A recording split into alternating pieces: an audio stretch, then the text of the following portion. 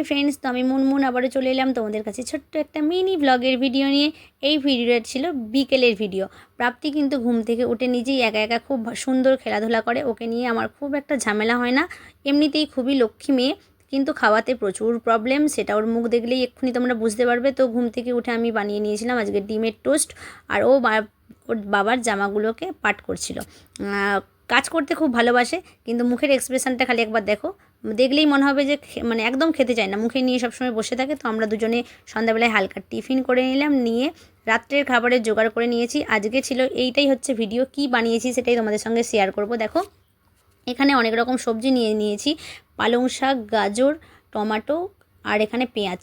এখন সেভাবে কোনো সবজি পাওয়া যায় না, সেই জন্য এইগুলো দিয়েই পরোটাটা বানিয়েছিলাম। তো সব কিছু একসঙ্গে নুন হলুদ দিয়ে প্রথমে ম্যারিনেট করে নিতে হবে, তারপরে আধ ঘন্টা চাপা দিয়ে রাখতে হবে। তো চাপা দিয়ে রাখার পর এখানে দেখো প্রাপ্তির এখনও পর্যন্ত খাবার শেষ হয়নি, আর টোস্টটা খেতে পাচ্ছে না বলে জল দিয়ে ঘিটে ঘিটে খাবার খাচ্ছে। কী বিরক্ত লাগে আমার ওকে খাওয়াতে, কি বলবো তোমাদের।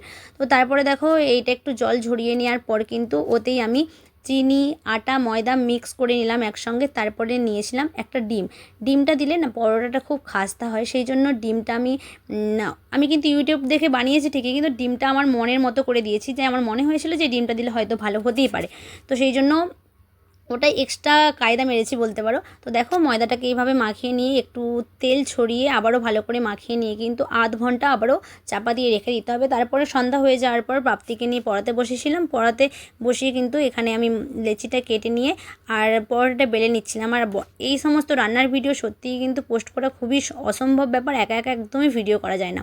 তারপরে পরোটা বেলতে বেলতে দেখলাম তোমাদের দাদাভাই 9টার সময় চলে এসেছে বাড়িতে। তো ওকেই বললাম যে একটু আমাকে ক্যামেরাটা ধরে দাও, তারপরে ও ক্যামেরা ধরে দিল। আর যেহেতু ও তেল খাবার একদমই পছন্দ করতে চায় না, এসেই বলছে এই পরোটা বানিয়েছো, এরকম একটা ব্যাপার আর কি। তো ওর জন্য একদম কম তেল ছড়িয়ে ছড়িয়ে পরোটাটা করে দিয়েছিলাম। আর আমাদের মামের জন্য কিন্তু একদম ভালো করে তেল দিয়ে পরোটা করেছিলাম। দেখো পরোটাটা বেশ দেখতে কিন্তু সুন্দর হয়েছে, আর খাস্তাও হয়েছিল। শুধু দেখতে সুন্দর নয়, টেস্টটাও অবশ্যই তোমাদেরকে বলবো। দেখো পরোটা সাজিয়ে নিয়েছি, নিয়ে আর সঙ্গে ছিল সস দিয়ে খেয়েছিলাম, আর সঙ্গে ছিল এটা লাড্ডু কিনে নিয়ে এসেছিলো। আর এখানে সাজিয়ে প্রাপ্তিকে দেওয়াতে ওর মুখের এক্সপ্রেশনটা দেখো, ভাবছে এটাই মনে হয় আমাকে খেতে হবে। চোখ মুখ দেখেই বুঝতে পারছো কী খারাপ অবস্থা। কিন্তু দেখলাম ও ভাবছে যে ভিডিও করছে, ওই জন্য খুব একটা রিয়াকশান খারাপ দেয়নি, বেশ ভালোই দিয়েছিল। তো এই লাড্ডুটা আজকে প্রথম নিয়ে এসেছিলো, মুগের ডালের লাড্ডু, বেশ টেস্টি একটা লাড্ডু ছিল। আর আমি যেহেতু প্রথম করেছি, তাই আমি প্রথমে টেস্ট করে দেখলাম সস দিয়ে খেতে, বেশ ভালোই হয়েছিল। শুধু ওখানে আমার মনে হয়েছিল একটু ঝাল ঝাল হলে ভালো হতো, মানে লঙ্কাটা অ্যাড করলে হতো, কিন্তু আমার মেয়ে যেহেতু লঙ্কা খায় না, তাই আমি একদম লঙ্কা ছাড়াই করেছি। তোমরা যদি ট্রাই করো অবশ্যই লঙ্কা দিয়ে করো, বেশ ভালো লাগবে। ওভারঅল খুব ভালো হয়েছিল। আর প্রাপ্তি খেতে পারো না পারো, হাতের এক্সপ্রেশনটা খুব ভালো দেয়। আজকের ভিডিওটা এই পর্যন্তই, চলো টাটা।